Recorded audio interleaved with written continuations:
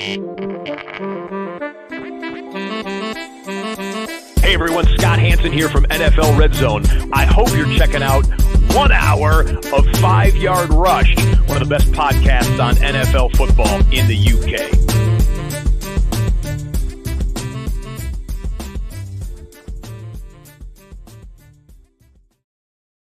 Okay, so there we have it. The 2021 season is in the bag. Super Bowl over and done with, and welcome along to the flagship show. I am as Dan, and I am joined as ever by the big man himself, Murph. Are you well, sir? I'm as well as can be. The voice is a little hoarse, part cold from my child, part the fact that I was with you until 5 o'clock in the morning. So, you know, both of those play a factor. It was a long one. Yeah. It was a long one. It was a good one. It was a good game. Unbelievable season in the books. But we've got an unbelievable guest to finish it all off with.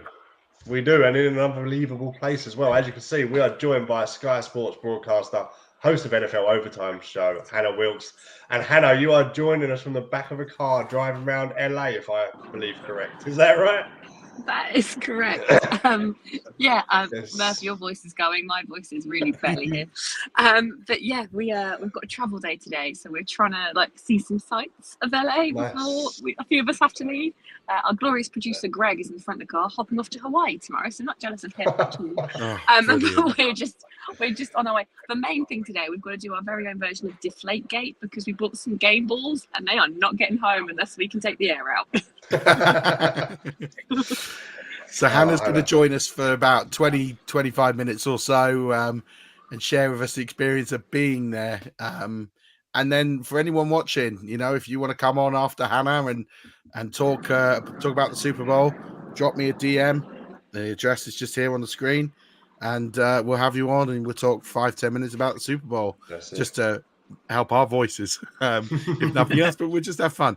But you know, you're obviously there, and you're a Rams fan as well, Hannah. So first of all, tell us what you've been up to since you were last on, and then secondly, how must you be feeling this morning, celebrating a Super Bowl win and being there to watch it? So when was I last done? It was last Super Bowl, wasn't it? So a lot, really. Done a whole netball season, done a whole NFL season, got married twice, all sorts. So yeah, it's been brilliant. This season's been fantastic. Overtime's been a lot of fun now that we can actually move around the studio and interact with each other because restrictions have been lifted. And just what a season. And then yesterday, it was an incredible day, incredible stadium atmosphere. There's nothing quite like SoFi Stadium. It's actually, I think I'm still processing it a little bit. It's like nothing you've ever seen. You actually walk in on level 6. And then the field is 6 stories down. Oh, wow. Okay. So messes with. Yeah, I know. Everyone's very confused by it. Still takes some computing. And it was amazing. It was so loud. The Bengals fans were unreal. They were really, really, really loud. Like when they were cheering, when they had a good drive going, you could barely hear yourself think. So it was incredible. It was very tense the last quarter, I think, as well. I don't think anyone, no matter who you were rooting for, I think everyone was collectively holding their breath. I was definitely shaking. All professionalism went out the window. So yeah, it was just brilliant. And what a sort of Hollywood ending for the team based in Hollywood. Yeah, I mean it really was, wasn't it? Like the script couldn't have gone much better. To see the way that the game ended with that game-winning drive, with the 3 stars of that team, Stafford, Cup, and Donald, all making plays to make it happen. I mean, that was really the big difference in the game. But in terms of for you, because Von Miller too. It was Von Miller. Von Miller, yeah. What he had to get those sacks when he got them. He did, and you know, credit, and that was where the game was won and lost. It was won on those playmakers, and we'll get into that in just a second. But what's LA like as a host city? Because it's been a long time since LA has hosted a Super Bowl. I think the Bengals were the last ones in there when they did it. And so, what was it like as a city to host a Super Bowl? I know the stadium's incredible, but did the city get into it because it's been a long time since they've had a team? everyone seems to have, and I think it's almost some like British cynicism. Yeah, everyone in LA has been fully into the Super Bowl. We were talking to some fans outside the convention center on Friday or Saturday. I've lost contact of time, and there was a woman there. She's like, "I'm a Saints fan, but I live here. This is amazing. I'm all in. Like, go LA." And that was the general vibe. If you're going to like bring a team back to a city that are then going to be immediately successful, that's the way to win everyone over, right, and get everyone on board. So yeah, I think LA has embraced the Super Bowl. I think there's going to be a lot more people donning their Rams gear this morning. I just had it at the hotel. Someone was like, "Oh, everyone's wearing Rams stuff this morning." I was like, "This is vintage. Thank you very much." No, completely, like, you know, it's been decked out everywhere. Buses, especially downtown, had, you know, at the destination, and it was flicking on to go Rams. Like, it's just been completely embraced. Like, it's the greatest show on earth. I don't think there's any way you could take the Super Bowl and it not be fully embraced. Like, just because LA hasn't had football, you know, for the last few years, I don't really think that's factored into it. Everyone's just very excited that they've got it back. Their team is successful. They're Super Bowl champions, and they got to host it as well. It's a city that's made for stuff like this. You know, the parties, the events they've put on, just the look of everything. Everything looks glorious in Californian sunshine. So yeah, fully embraced it. Yeah, I mean, that sure helps, right? Californian sunshine to make anything look better. So, so a bit on the game. It was quite a cagey opening first half, wasn't it? I think the Rams dominated, but went in at the half only up by 3. Did it feel quite nervy, tense start? It did, but the beginning of a Super Bowl is always a bit of a chess match, isn't it? Like, both teams figuring each other out, not wanting to sort of do too much or force too much early on. Obviously, that OBJ touchdown, that the place erupted because that was such a quick score, and it immediately meant the Rams were doing better than they did last time they were in the Super Bowl. And yeah, I think it was a bit of, it didn't feel like either side had too much rhythm in that first half. Like, no one was fully like owning it. Although Matthew Stafford was really strong in the first quarter. But it was the second half that game came alive. The way the Bengals, I think everyone was still reeling from the halftime show and digesting that, and the Bengals capitalised, and that massive 75-yarder to Jamar Chase. And then from there on in, it was on a knife edge, and it was always going to come down because both of those offenses can make big plays, and it was who was going to find a way through the defense. And the Bengals secondary was really impressive. Eli Apple and Cooper Kupp did an incredible job. And I don't think they ever talked about much in the build-up, really, that secondary, possibly to everyone's sort of foolishness, really.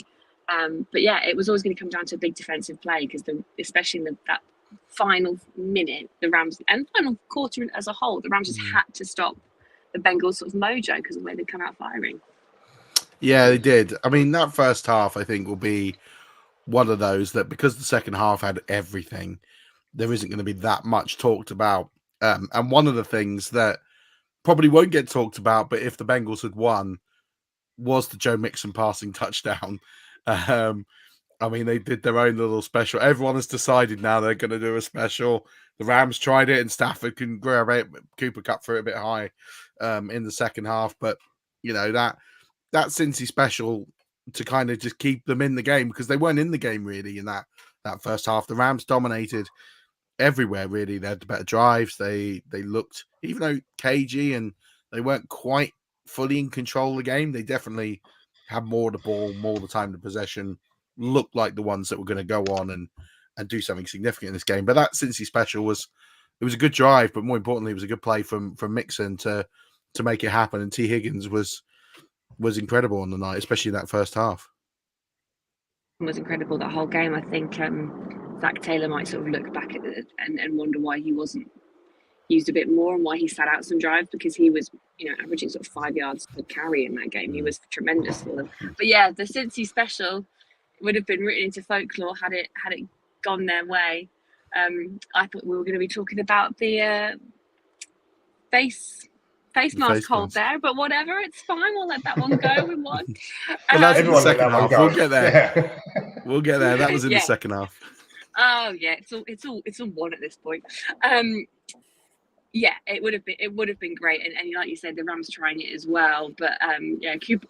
I had literally, when I was making notes, I literally put Cooper Kupp incomplete to Matthew Stafford, slightly overshot it, and had to put a note for myself going, "Yes, you've got that the right way around," just because I knew at some point I'd look back at those notes and be like, nah, that's wrong. Yeah, the Rams did very much. They came out with the confidence of a more experienced team, didn't they? And it took the Bengals a little while to settle, but you know what they can be like in the second half. So you can never write them off entirely just because it was 3-point game at halftime. It's nothing. But yeah, it's always great to see those sort of plays in a Super Bowl because it makes, and that was just such an entertaining game to watch more than anything. Absolutely. And then the game really turned just before halftime with the injury to OBJ. Went down, no contact injury. We find out about an hour ago it's a torn ACL. That's really going to hinder his chances of getting a contract in the offseason and makes it a very difficult situation now. So we send OBJ's regards and hope he recovers well. And I mean, it was a really difficult moment because he was the superstar in that game at that point. He was the one that scored the touchdown. He was making the plays. It wasn't Cooper Kupp. It was OBJ. It looked like the Super Bowl was made for OBJ to really take control and make it his game. And it was a real shame that he went down. And the Rams really suffered when he did. That was such a game-changing moment because, like you say, he was so locked in. You could tell he wanted it. He was making plays. He was lighting up. He was stepping up to the moment that he'd fought so hard for and dreamed of.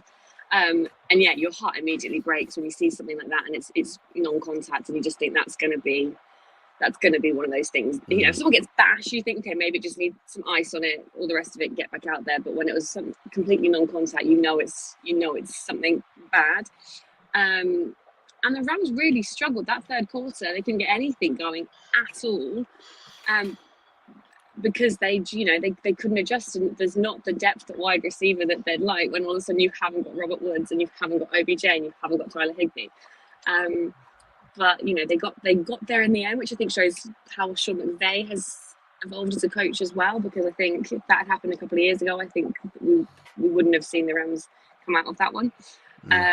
And you know what, as well, everyone was so gutted for OBJ. I was thinking the whole time, if the Rams win this, he still scored a touchdown and helped his team win that Super Bowl. And he's not, obviously he wants to be on the field the whole way through. But if they'd lost, it would have been so heartbreaking for him. But he still did his job for as long as he could. But that was when the game changed. He was in for a big game as well at the time. He was performing really well. He was leading the Rams in in yardage when he went down. It was huge.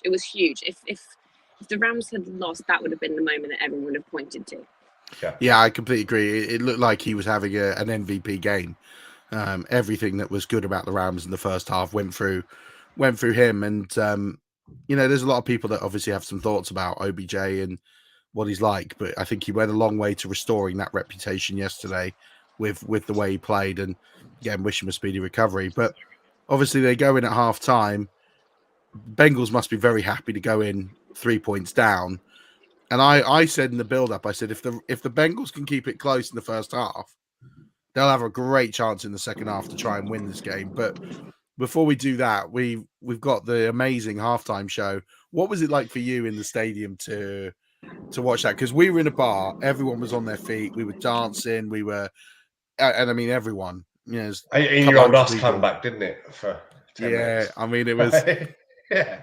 I've never seen anything like that in a bar where everyone's up dancing, watching the television screen. It was just unbelievable. What was it like being there?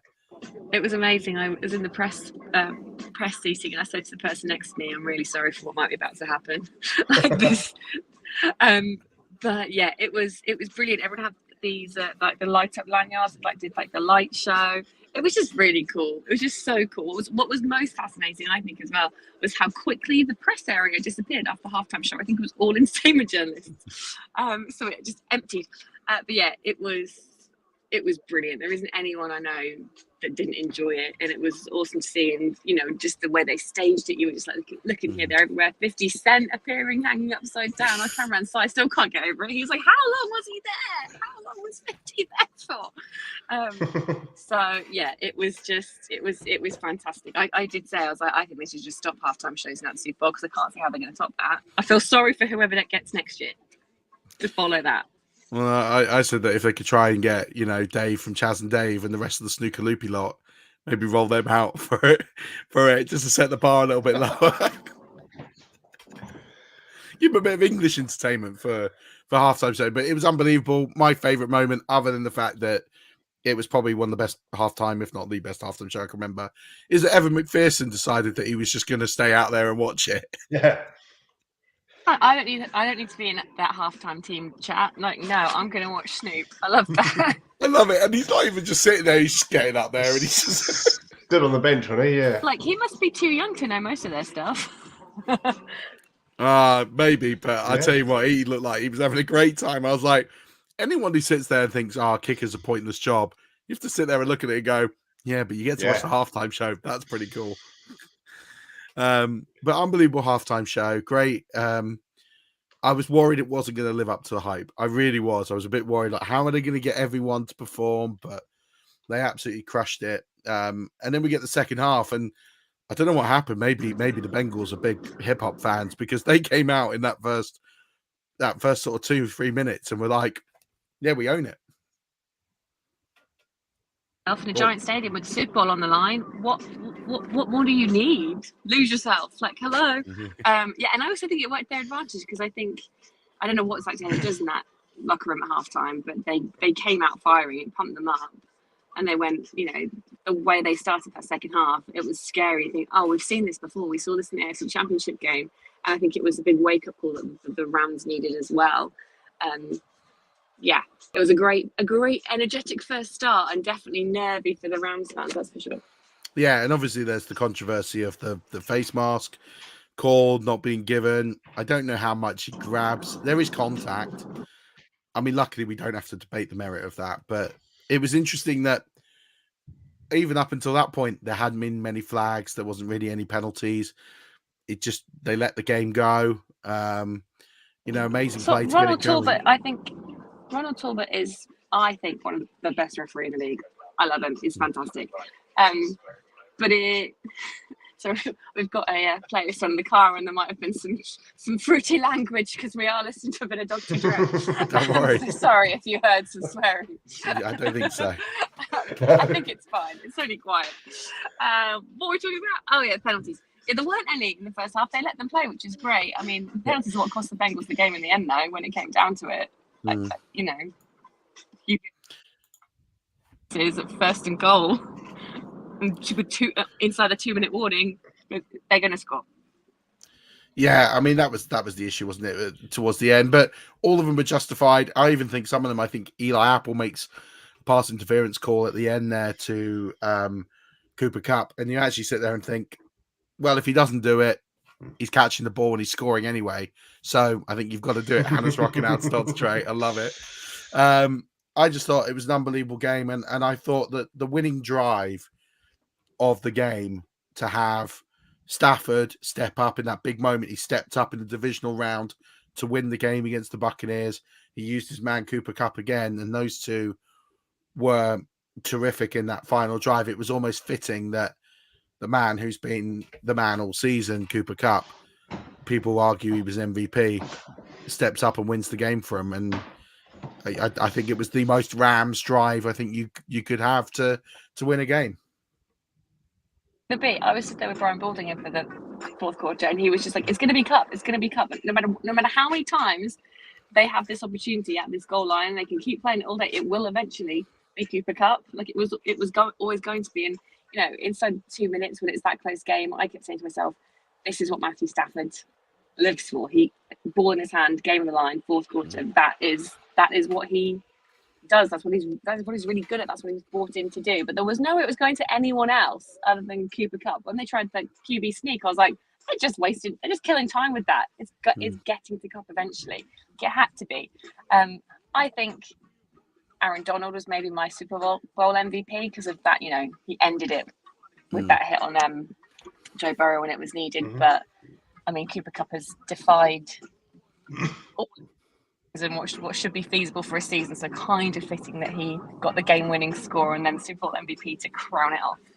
Yeah, because that final drive from the Bengals, plenty of time on the clock. They've got a minute and a half. They've got timeouts. You're sitting there thinking, could Mixon take them all the way to overtime? I thought it was going to overtime. I'll be honest. I thought they were going to score there. They get to midfield and you think, yeah, they only need another 15, 20 yards and then this game's going to overtime. And then, they get to 3rd and 1 after great plays from Mixon.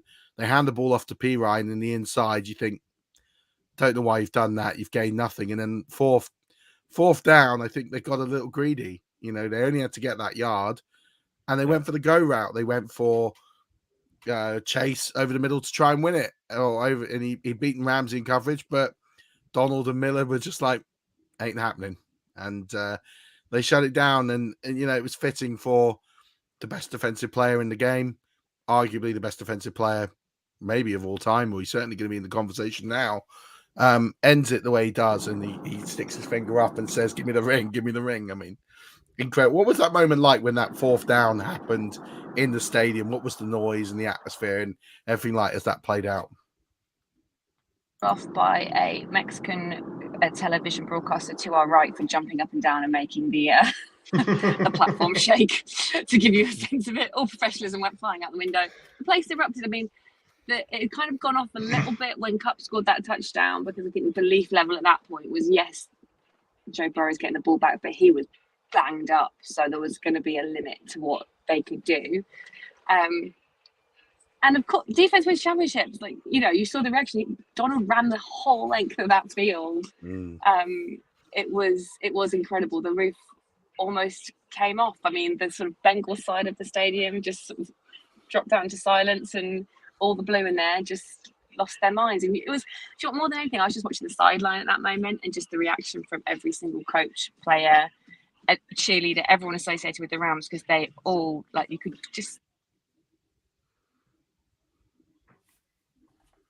they've done the thing. Yeah, I mean, incredible to see.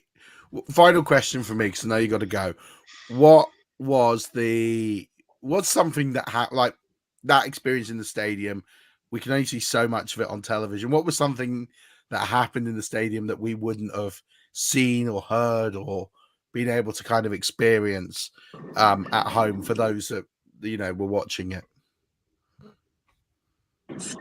The length of time those guys stayed out there when it was all said and done. So the trophy's been lifted, the interviews have been done, TV's all home, and those guys still out there doing snow angels in the confetti and playing with their kids and just like jumping on each other and like pointing at their champion t-shirts and just soaking up every single moment. Like they were out there for a solid hour after that game ended. Oh wow. Just breathing it all in. That was incredible. Just to see how much it really means. It's, we saw OBJ bawling his eyes out, and you see you see the reaction, you see what it means to them, but the fact that they were there for as long as they could before heading off to the party, or in the case of Van Jefferson, running to the hospital because then he became a dad. Like, what a day. Yeah. He must be exhausted. Like 90 minutes later, he runs off the field. 90 minutes later, he's got a kid in his hand. It's like... Yeah, exactly. Just like wild. Someone actually saw his partner being basically stretched out of the stadium because she'd obviously gone into labor. Like, she was there. So, yeah, it was... just watching what it means to those players and watching them soak up the moment. That was really special. That was amazing. Taylor Rapp got engaged as well. He proposed to his fiancée, well, now fiancée, on the field. Amazing. Look, I haven't seen... Oh, go ahead. The ring, but I hope it's a big one because he's about to get some ice. I don't think it's going to be as big as his. But look, we got to let you go, Hannah. Just tell everyone where they can find you and interact with you and share, especially Rams fans who want to share the love of being Super Bowl champions with you. On a netball court around the country covering the Super League for Sky Sports. If you're trying to track me down, Twitter and Instagram, I'm Hannah J. Wilkes. Brilliant. Well, look, thank you so much for joining. Really appreciate you joining, and enjoy the party in LA. Hope you're off to some good ones later, and embracing the celebrations. We're literally going to find a ball pump. That is our glamorous holiday in LA. Like, that's it. Anyway, bye guys. Thanks Hannah. Bye-bye. Later. Wow, that was a treat. Right. Back to the cold, dark, miserable UK life, right? And me and you. Yeah, well, we can't all be out there. I'm glad she joined. It's, it's always nice when you speak to someone who supports the winning team, and get their feelings. But someone who was there and kind of describing the scene to us was special. So I'm pleased for her. I spoke to her. Well, it must be 2 weeks ago at the event in London, and I knew she was so excited to be there, and she was quietly confident it was going to happen. So I'm pleased that she gets to experience that, and just a great follow. Go follow her on Twitter and engage with her, because she's just really lovely person, and knows her stuff. It's great. It is. So what now for the Rams, do you reckon? Now they've won this ring, Mark. Excuse me. Well, there's a lot to consider now. I don't really know. I think we look at the Rams and we think what can they? People looked at last year with the Bucs. I think they're going to struggle to build on it. You looked at the Bucs last year and they managed to get everyone back. The Rams aren't going to be able to do that. No. They're not going to be able to do that this year. They've got two things going on right now. One is the cap space, and two is the free agents. And when you win a ring, people want to get paid, and that's going to be hard. I'm just looking at who they've got as free agents now, so I'm just pulling it up this second. OBJ, everyone. OBJ. Now that's going to be interesting because of his injury. I mean, they can probably cover that. Robert Woods coming back if he comes back healthy early in the year. Yeah, I mean, so we're looking at these are some of the names that we've got here. Von Miller, I think, he's a free agent. Brian Allen, the center, he's a free agent. Unrestricted OBJ. Austin Corbett, the guard. Mm-hmm. We've got Andrew Whitworth, who we think is probably going to retire. He's going to retire, yeah. Matt Gay, the kicker, he is a free agent, but he is restricted. He'll so they can. I'm sure he'll resign. Yeah. Dante Dion, not a massive. Trayvon Howard, they got exclusive rights on. Buddy Howell, not important. Sebastian Joseph on that D line. So Sony Michel, Von Miller, Joseph Noteboom again, another offensive line. So most of this offensive line. I'm just looking to see if there's anyone else. Darius Williams, Troy Reader. There's quite a number of names here that are going on to free agency that they're not going to be able to pay because there just isn't that many. There's not that much money to go around, unfortunately, for the Rams. I think they'll make some things happen, but I'm looking at their cap situation. They're $10 million over right now. Okay. Some things do help them out, so they get under from the Gurley deal is gone from their books, so they don't have that much dead cap, only about $1 million in dead cap. So that's fine, but they still have, and they've got a good healthy amount of players on their roster, but they've got to make a decision what to do. I mean, one of the things they have got is Matt Stafford's on a pretty friendly team deal, $23 million. Ramsey, Donald, they're on big money. Cup, decent money. If Whitworth retires, he could forfeit a significant amount of money there. Might someone like a Von Miller call it a day as well? Now he's a free agent anyway, it's not going to affect the He's a free agent, so I can't see the way that they can keep Von Miller unless he decides he's going to take a below market deal.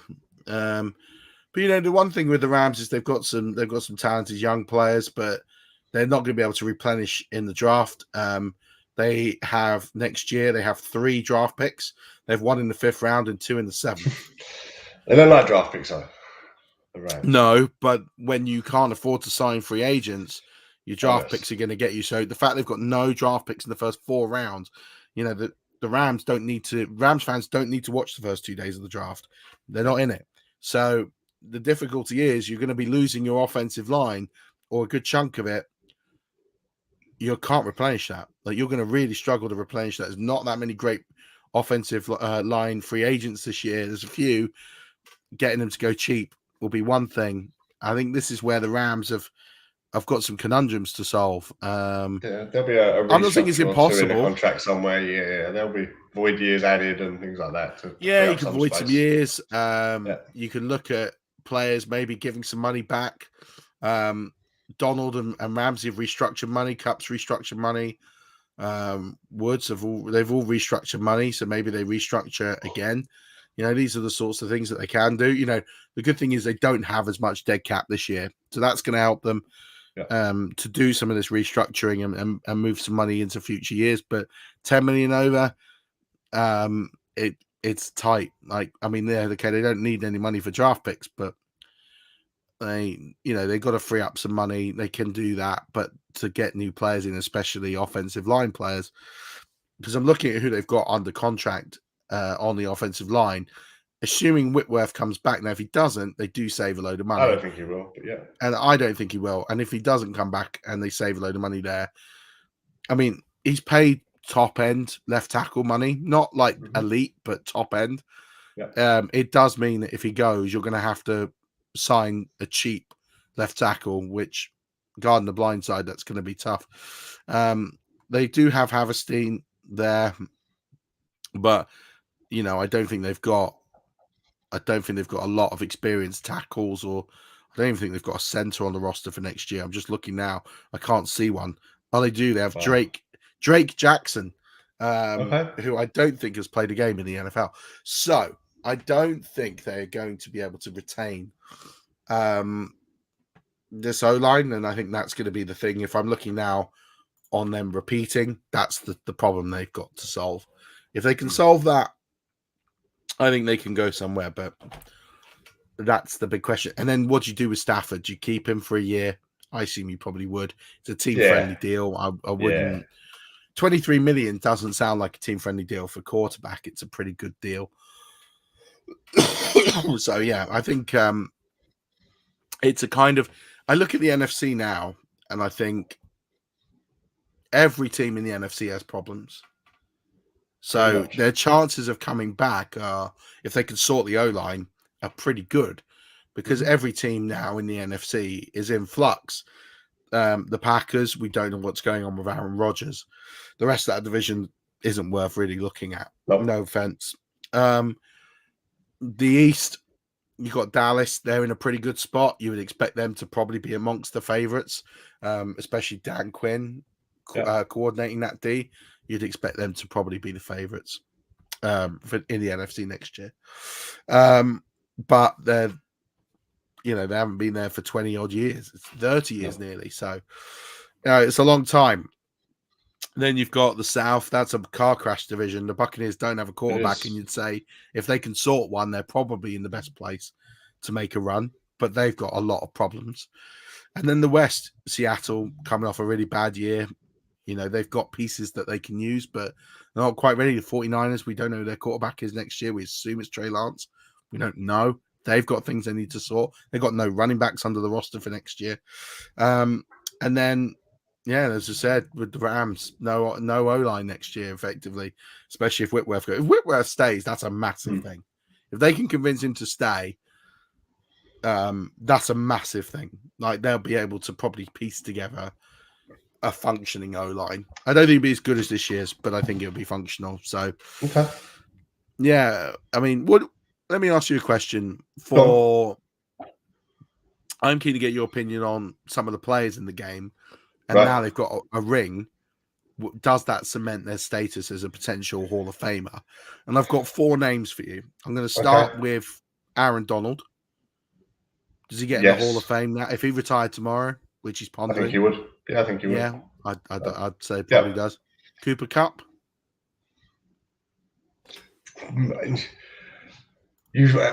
Before this year, I'd say no. If he won the ring last year, I'd say no. But what he's actually achieved this year, I think only Jerry Rice has done, and he did it over the span of a career, and Cooper Kupp's done it all in 1 year, in one season.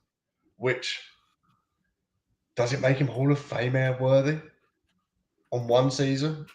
It's a tough call, but I could see either side of that, to be honest with you. I could see why they put him in, and I could see why some wouldn't, if that makes sense. For me to win the Triple Crown, Super Bowl, MVP, I'd say he's got to go in for it. I think he's short, but I think he's now got a good chance. But the problem with Cooper Kupp is he only has 5,500 yards in his career. Almost 2,000 of them this season. In fact, over 2,000 this season. So when we look at his career, he doesn't quite have the numbers that stack up. But he's still got time. Like, that's the thing. Where is he on the touchdowns? Is he up to the 100 touchdowns? No, he's got 40 in his career. Oh. But I mean, he's only been in the league 5 years. So I mean, if he can play another 5 years, if he can get to 10,000 yards or near there, and 100 touchdowns, I don't even think he needs 100 touchdowns. I think if he can get to 70 touchdowns, 10,000 yards, 9,000 yards, I think he gets in. So I think he needs a couple more years playing, but I think he's on the track now, and this will help. Jalen Ramsey, I mean, again, he's still quite a young player, but if he continues on this trajectory, is he going to go in the Hall of Fame? Yeah, probably.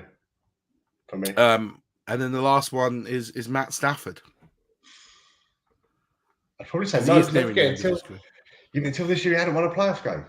So, okay, he's now gone on a 1-4. Great, but was he now 4-4? I guess, and 4 wins, 4 losses in playoff football. Yeah, which is about what Aaron Rodgers is. He's about 500 in his career. Yeah, he's won the same amount of rings as Aaron Rodgers. I mean, yeah.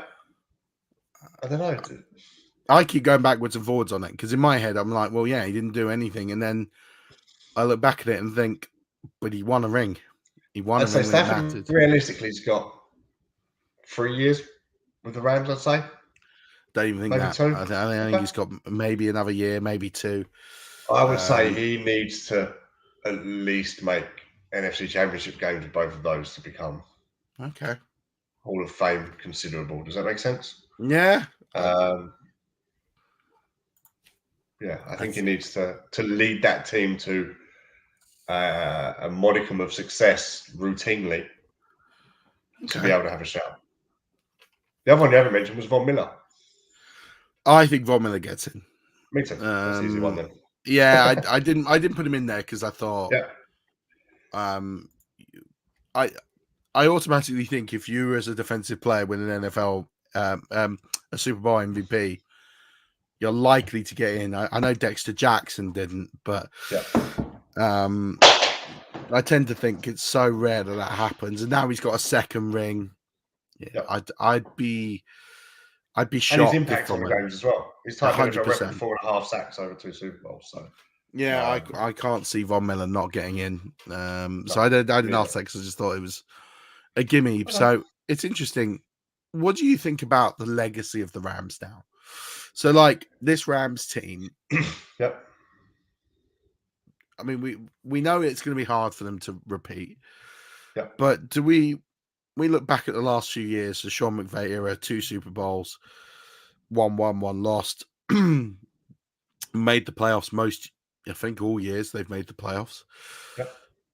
Do we think this is kind of like the peak of the Rams? And if it is, what are your thoughts on this team over the last sort of 4 or 5 years and what their legacy is going to be when people tell the story of the Rams and this little period of football that they've had over the last few years under McVay?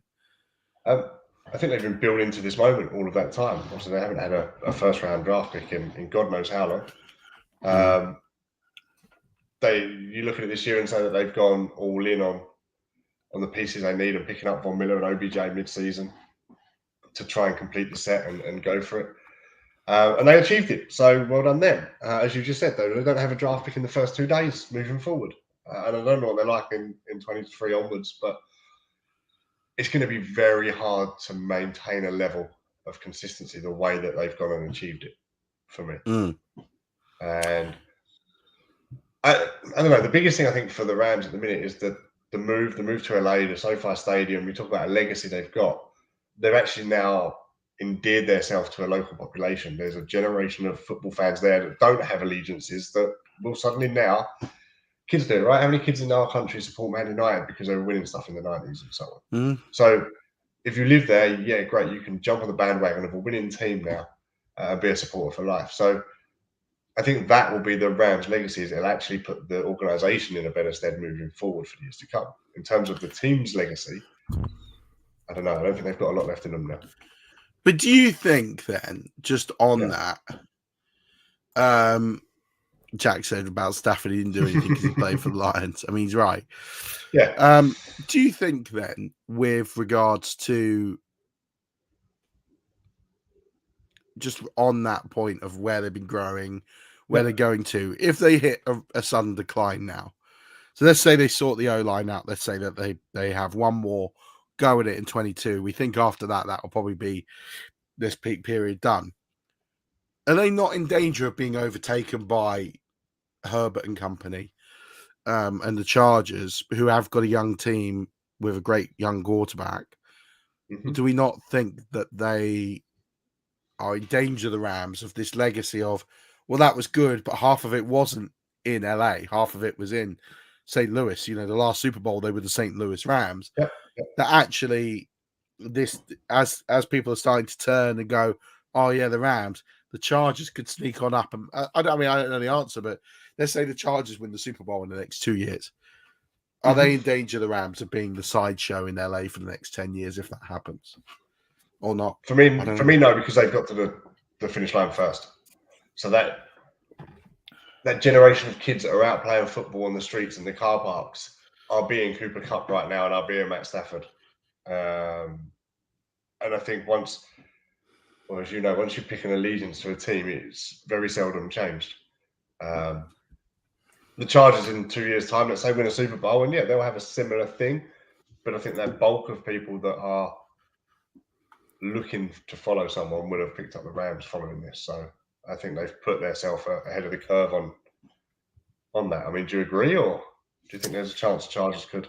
I think it's interesting. I think this is a really important period for Chargers history in LA because I think they have to now be successful, or they're always going to be little brother, and they could be really in trouble. I think they're going to they need to make the playoffs next year. Have to do it. And then I think they need to win a Super Bowl to try and keep pace with the Rams and have two relevant LA teams. Coming out of their division and then coming out of the AFC is going to be no mean task. Well, yeah. In fact, here's a question right now. We were talking about this at 4 a.m. when we'd all had a few to drink. I don't recall a lot of it then, probably. Yeah. No. So I'm going to put this on camera now because one of the things we talked about, I think you might mention this, is you thought that the Bengals are the favourites, or one of the favourites in the AFC next year. Yes. And so let's go through division by division now as it stands. And obviously a lot can change. So we're not going to nail to the masts because we haven't even had free agency in the draft yet. No, but it's fun, right? But yeah, but Super Bowl's over. Let's look ahead to next year. Let's look ahead to next year. Division by division. Yeah. Let's talk about the favourites in each division and then let's try and see where this road goes. So we'll start in the AFC because that's the stacked division. Okay. You've got let's go with the East. So you've got the Bills, the Patriots, the Jets, and the Dolphins. Yeah. Right now, do you think, who would you say is a strong favourite? And would you say that they're a lock, or do you think they're in a battle with another team or two teams in that division? I think the Bills will win the division. The Patriots were ahead of schedule this year, I think, making the playoffs with a rookie QB, and they can never be discounted. But I think the Bills are a better side for me, so I think they'll win the division, but I wouldn't discount the Patriots causing an upset and upsetting the apple cart. I'm also looking forward to seeing what Mike McDaniel can do into Miami and seeing how he looks to build that offense over there. So as for the Jets, yeah, and there's nothing against the Jets fans. It's just tough. I think that's a tough division. I agree with you. I'd probably lock the Bills right now, but I think the Patriots could definitely give a run.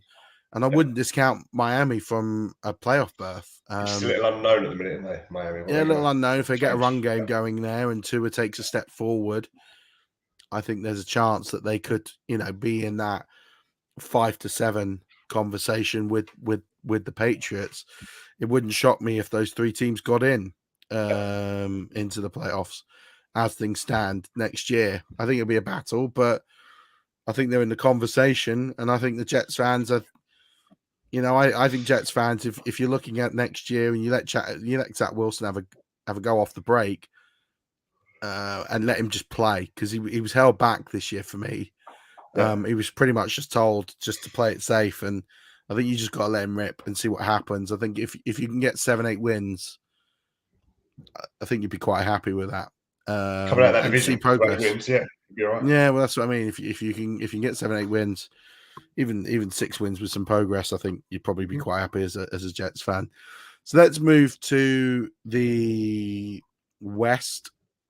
Got the Chiefs, Chargers, the Raiders, and the Broncos. Broncos up for sale, of course, and they have a new coaching staff, and they've got Nathaniel Hackett. And Raiders were in the playoffs. The Chargers, arguably inches the more talented roster of the two, but didn't get in because their D was really bad, which he shouldn't have been. And then the Chiefs are the Chiefs. Do we think the Chiefs are going to run away with the division again this year, or do we think there's a real battle this year? I don't think they'll run away with the division, but I think they are the best team in the division. And I think that even this year they had their struggles coming out the gate early on, and they managed to work through them, and that's a sign of a very good team. And obviously still made the championship game there. So I don't know that it can't carry on forever, but the Chiefs will still have enough about them. I think Bieniemy's still there at the minute. And they're not going to lose any major big pieces, I wouldn't have thought. So no, I don't think they're at risk of losing significant pieces. And I think the Chiefs. But I tell you what, I've got an eye on the Raiders. I think Josh McDaniels is a great hire. Mm-hmm. I think if anyone's going to get Derek Carr back to that, I'm not going to say MVP level, but that top level that he can potentially get to. I think Josh McDaniels unlocks that. I think they've got talent. They've got picks. I think they need to do some work. But listen, they're a playoff team from this year, and I don't see them getting worse. So I think they're a real interesting dark horse next year in the AFC. As are the Chargers. You know, they didn't get in, but they have a very talented group of players. They need to fix the D. And Brandon Staley is a defensive guru. So if they can sort that out, then you'd have to look at that and say, well, if he fixes the D, they're a playoff team. Right. I mean, I don't really know. I don't know who one of those teams is going to miss out on the playoffs. I don't know who it is, but one of those teams is going to miss out. I would give it to the Chiefs right now, but I think it's close. And Denver, I think Denver have to look at this season and think, I mean, if Denver get Aaron Rodgers tomorrow, or when the league year opens, that changes the whole conversation, because you have to look at them and go, well, they got a great D, they'll have a QB, they'll have an offense. Mm-hmm. I mean, it would be maddening. Like, that might be the best division of all time. You look at those 4 teams, and it will blow it wide open. But right now, it's the Chiefs. Let's go to the South. I think for me, this is the easiest division. Yeah. And I'd hand it to the Titans. Yeah. I don't think the Colts are. If they move on from Wentz, I don't know what they're going to move on to that's better. They haven't got a first round pick, so they can't draft a better QB. I don't think there's a better QB in free agency that they want to tie their hands to long term. Nope. So I don't really know what the Colts are going to do. Just going to skirt on the fringes like they seem to do every year since Peyton left. Yeah, Texans, massive rebuild. That's going to take years. Yep. The Jags, they'll get better with Trevor Lawrence and Doug Peterson, but I'd like to see the Jags go and get him a proper wide receiver one. I'd hate for this to happen, but someone like Chris Godwin going into Jags to help Trevor Lawrence would be an awesome pickup for them, I think. Yeah, change their outlook.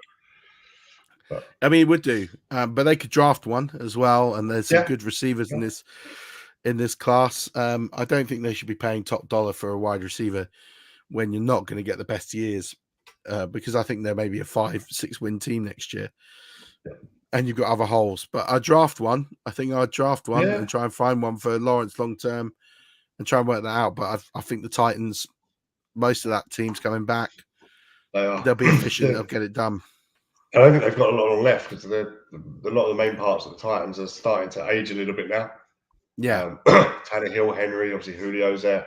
I'd almost say, I don't know what contracts are like, but this could be their last kind of year locked into that, win the division, and that's your chance. Like, they had the 1 seed this year for what it done for them. Yeah, exactly. I mean, I can't see him winning a Super Bowl with that team, but I could definitely see him being competitive with that team. And then we move to the North, and again, this is a really interesting division. You've got the Bengals who are the champs. You've got the Ravens who pushed it close with no team really at the end of it. Yep. You've got the Steelers who have all the pieces. They made the playoffs with a quarterback who was finished. Yep. And Mike Tomlin has never had a losing season. And then you got the Browns who, don't forget, they've got weapons. They've got a team. I mean, that's a hard division. I mean, for me, I'd make the Ravens favorites, but I wouldn't say there's a lock here. I think any team could win it, and I think it all depends on what these teams draft and where they try and fix things. Because as much as you say Joe Burrow and they're in the Super Bowl, I think there's a Super Bowl hangover coming. Yep. I do think they can get over it. I do think they can make the playoffs, and I think this team's special. Don't get me wrong. But I think, an O-line takes time to gel, and I think they're going to have to take some time. And it's going to be whoever wins those two games between the Ravens and the Bengals will win the division. I think it's literally going to come down to those two games. What pieces the Bengals add to it? I mean, I think the Ravens would have won the division this year if Lamar stayed healthy for it all. Yeah, I think that's exactly it. I think if Lamar Jackson stays healthy, I think if they're not going to have the injury luck that they had this year. It's just not. No. It's not possible. So they're going to have better luck this year, and if they can keep their players on the field, you have to look at the roster and the way they're built and go, that's probably the best team in that division. And that's no disrespect to Joe Burrow. That's no disrespect to the Bengals. Far from it. I love this Bengals team. I think they're terrific. I think they have every chance of winning the division, but I think I look at this Ravens team and think they're built to win now with a quarterback who's very difficult to defend. 3 years now. I don't think that they're ready to win a Super Bowl, but I do think the way that they get it done, they were the one seed with no players at one point in this season, and I think they just ran out of gas. I think if they get that sorted, they'll be fine. So you mentioned a hangover, a Super Bowl hangover for the Bengals. I actually think they'll be okay. I think the way they've approached, especially the playoff games where they've had some adversity and been behind, and the kind of no fear type, let's get up and achieve it attitude that they took to it. And I think this will push them on. And normally when you get a Super Bowl team that loses, you've got some aging characters on there, you've invested a bit, so people are out of contract and you can't afford to keep them because you're right normally on that line of this is us now. I don't feel the Bengals are there. They've got a young enough squad that nearly all of them will come back. All of them will be under contract. I just see them adding to it. They need O-line and D-line. And the D-line was okay yesterday, to be fair, but they need some O-line in there. I think they'll just get better. I do believe it's between them and the Ravens in the AFC North. I think that the Steelers will probably be around the 500 mark again.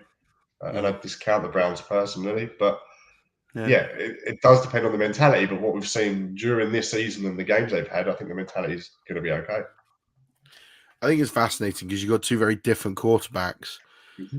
And my head and my heart say I'd rather have Joe Burrow, but it's just something in the way that Lamar does things, that he wins games on his own, that I just think, I don't know. I'm so conflicted. Right? I think it's such a tough division. I really do.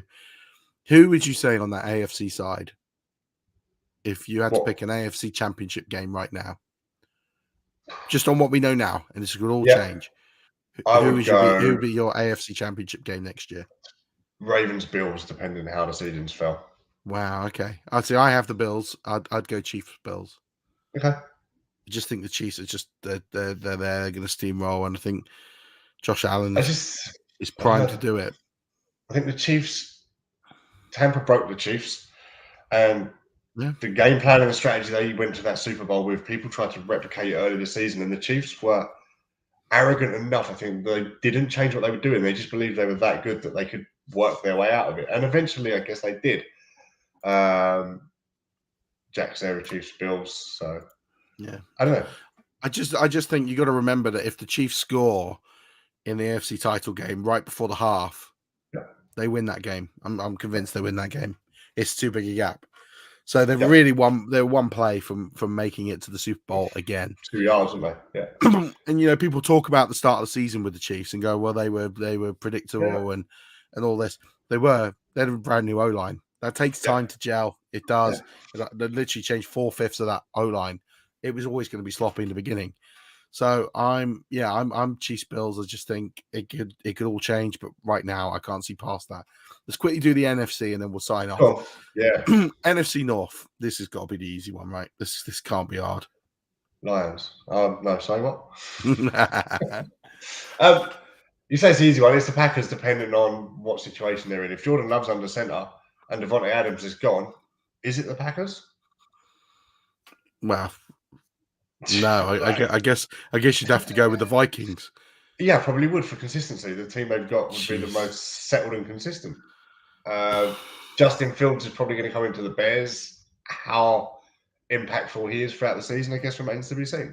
But God, I tell you what, if you take Rodgers out of that division, Rodgers and Adams away from that team, and that division's a mess, just like the South.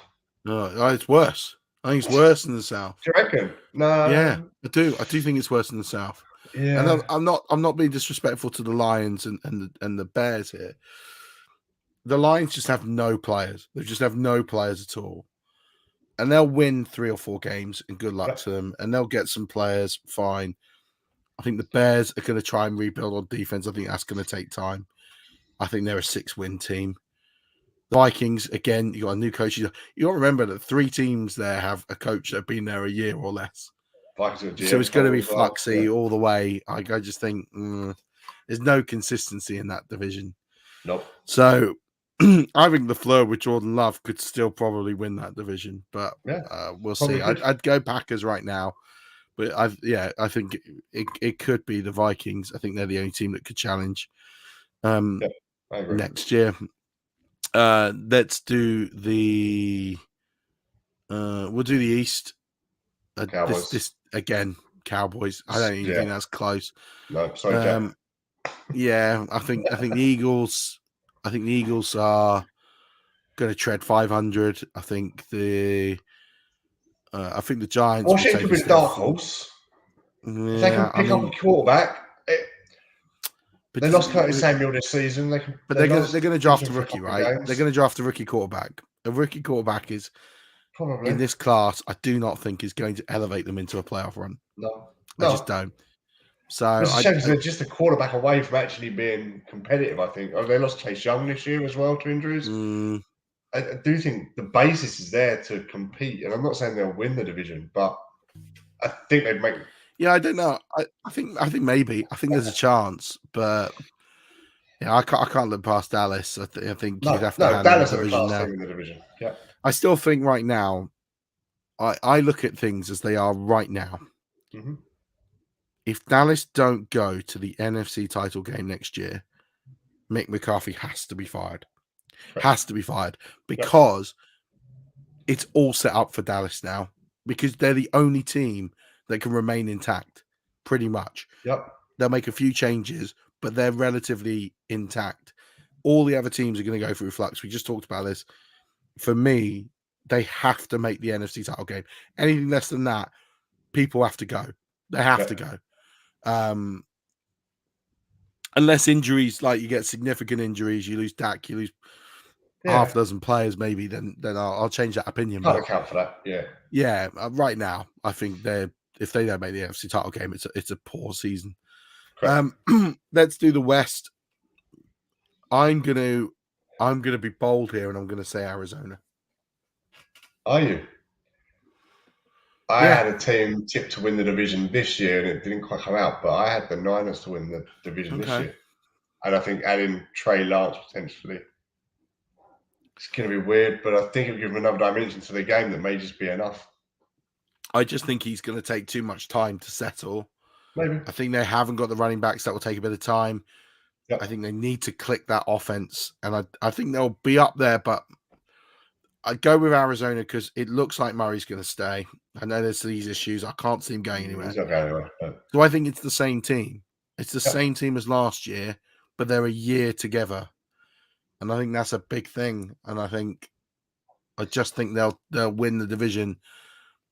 only because I think the Rams will struggle without an O-line.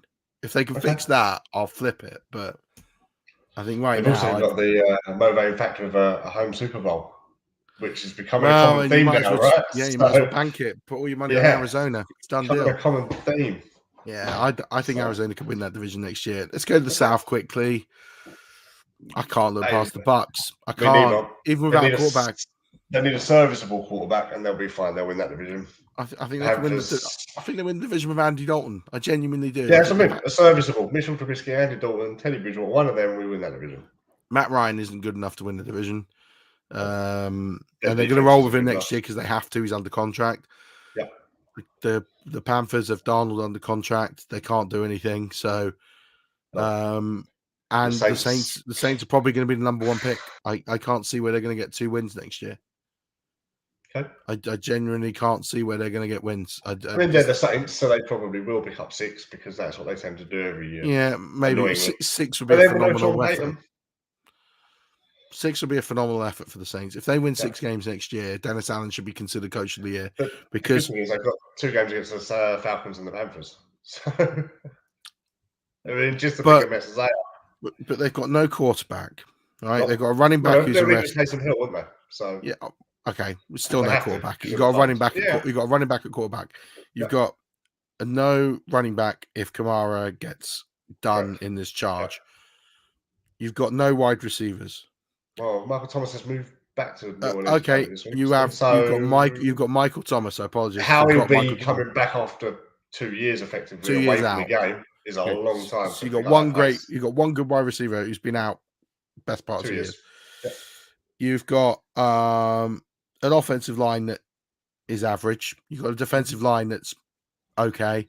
You've got no secondary, except for Malcolm Jenkins, who's getting on a bit. Linebackers are okay, not bad, but you're 60 million in the hole in cap. People are going to have to go. I just don't see how they can do anything. I don't see how they can do anything. Because you can't go to free agency because you can't afford to sign anyone. You can't keep kicking the money. If I'm the Saints here, I'm playing for the 1 pick. Let's eat the money. Let's eat the money. Let's go be crap for a year. Let's not sign anyone. Let's just go run it out for a year. We'll pay the debts. We'll eat all the cap. We'll literally a reset. Yeah, just literally. Let's just go be 1-16 this year and be done with it. Get the first round pick, get the first overall pick, get yourself your quarterback because the 2023 class is good at quarterback from what I can see in the early days of it. I think there's some good names. Go get your quarterback there. You can get out of the Taysom Hill contract.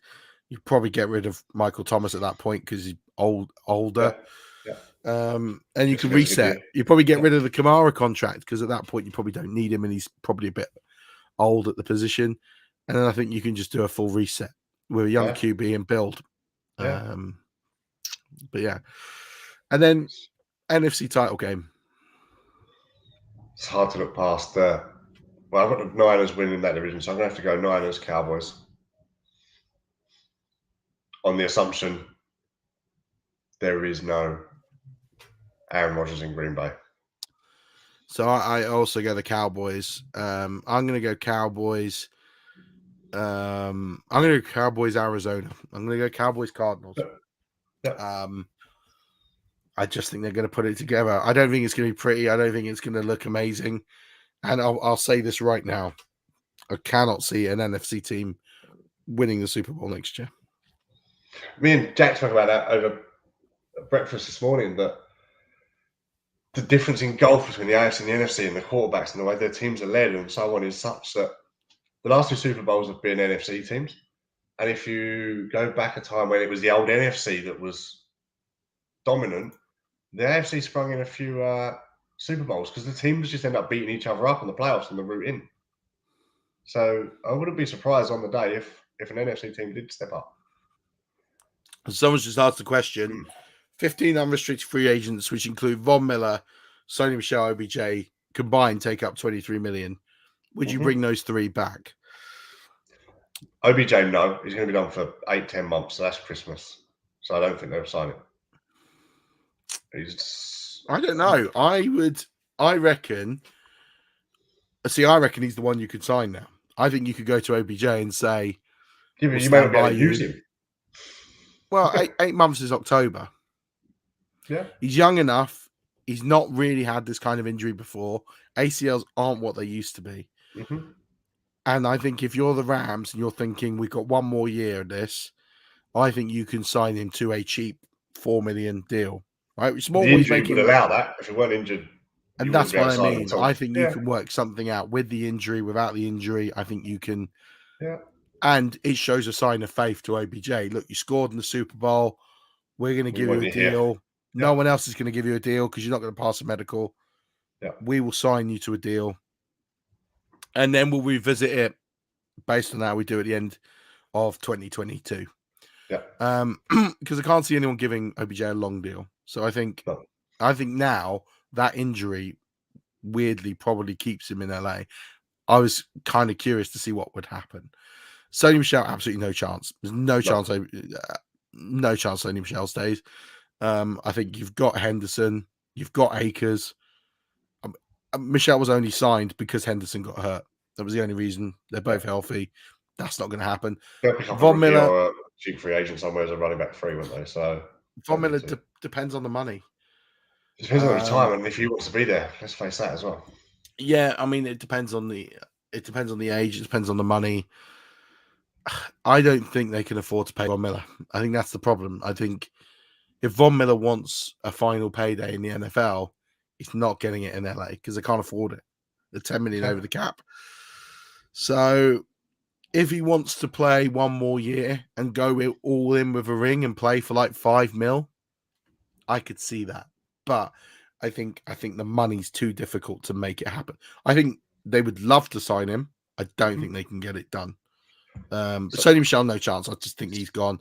OBJ, I think of the 3 is the one that I think can stay now because I think they can just show that faith and say, I know you're expecting a big payday. That's not going to happen. We'll give you a chance to showcase. You're happy here. Come back. End of season deal, perform and then back in the next year, and then you can go get your payday from there. And they might even pen something along those lines that says, if you hit these incentives, we'll sign you to X deal. Yeah, I think it's a great question. Appreciate it's only OBJ. I don't see any of them potentially being in a Rams jersey. The injury, as you say, with OBJ might be enough to keep him in town. But without the injury, I don't think we'd see any 3 of them as a Ram again. I'm just looking at Von Miller. He's only 32, so he could still play another couple of years. But I think he's going to want a deal. I think he's going to want a decent deal, and I just don't think he's going to get that. I just don't think he's going to get that in LA. So I think he's a good signing for someone. You're not going to get many players like that in free agency too often. So no. I definitely think he's someone that people should be looking at to pick up. But yeah, all in all, it's like I said, it's an interesting season now. Now we get free agency. So, although the season's kind of ended, the new season kind of starts in 2 weeks with the combine. Free agency starts a month tomorrow. Here we go again. And we go again. And it's going to be great to start getting under the skin in the next season because I think we've seen this now with the last 2 Super Bowls. Yeah. The last 2 Super Bowls were won in free agency. Rams did it this year, and with trades and we were aggressive. Bucks did it the year before. We're talking about teams that we think could win it all next year. Who's going to have the cojones to push it all in and go for it? Because I think it's whoever makes the biggest moves in free agency.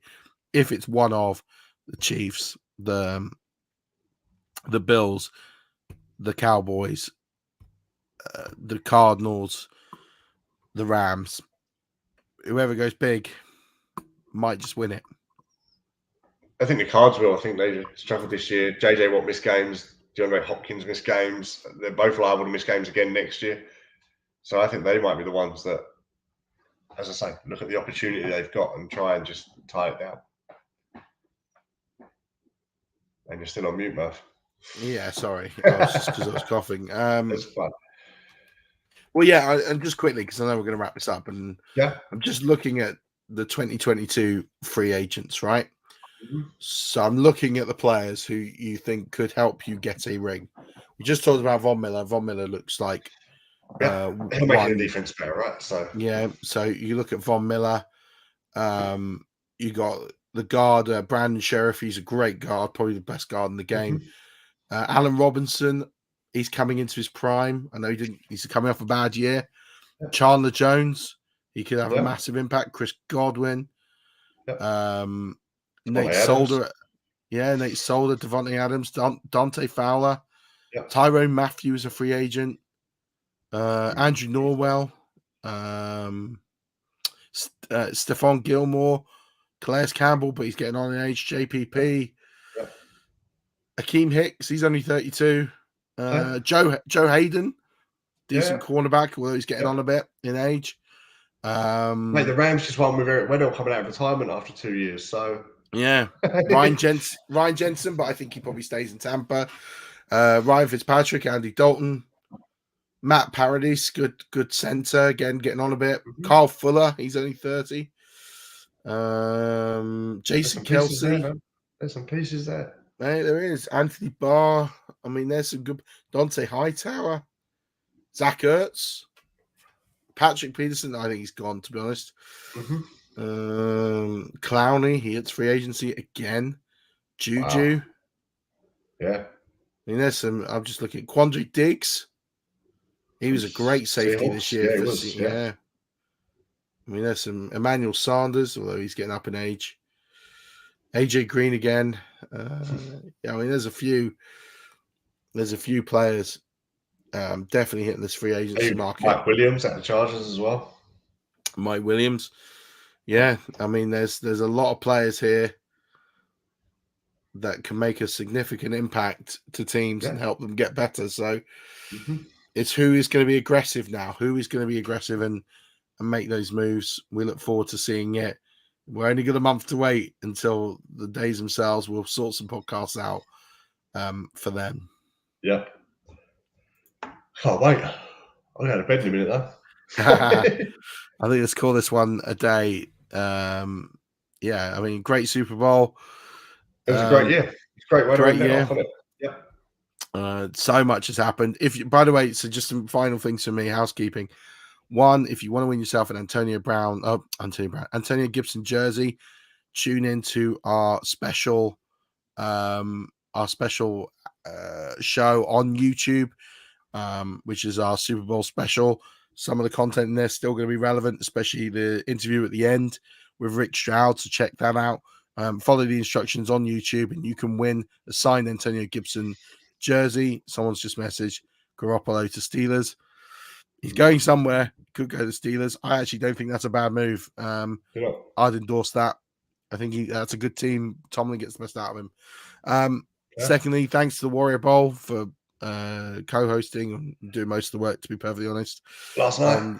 On the charity night last night, £1,900 raised for charity and great causes. So thank you so much to everyone who turned up. We loved meeting you all. And thanks for taking part and indulging. And hopefully we can do it again next year. But yeah, hats off to the guys at Warrior Bowl. They were brilliant and tenacious in doing that. And don't forget, we're still giving away FFCC spots year 4. I'm working on getting some of the best in the industry into the event. Got some confirmed. There's going to be a few more joining over the coming weeks. You can pretty much buy your way in right now by buying a ticket for you and your commissioner. £10 donation, see our pinned tweet. You can join in there and just keep checking out content I'm writing over at Fantasy Pros. I've got a link in my bio. You can see that. I'm doing a lot of work on running back rookies right now, so go check that one out there as well. So, yeah, but thanks to everyone who's donated time, effort, money. So many great things going on right now. And we'll continue. And I'd love to give the Antonio Gibson jersey away. I think we still need 21 entrants in order to make that happen. So go sign in on YouTube, subscribe, hit the giveaway button, follow the instructions, and we're going to send it out to someone, hopefully. So make sure you do that. Yeah. Anything from you, Dan? No, mate, I'm doing nothing. You I'm do not giving away any jerseys. I'm not writing articles. I'm going to sit back, start looking at the draft, start looking at fantasy drafts, do my prep for my rookies. Yeah, take some time out to try and enjoy it, I guess, and learn a bit more. Same as you do every year. No matter where you're at, you can always learn a bit more, and now's the time to do it. 100%. That's my plan. Love it. Love it. But first, I'm going to bed. And on that bombshell, we wish you good night. And as always, don't forget, keep rushing.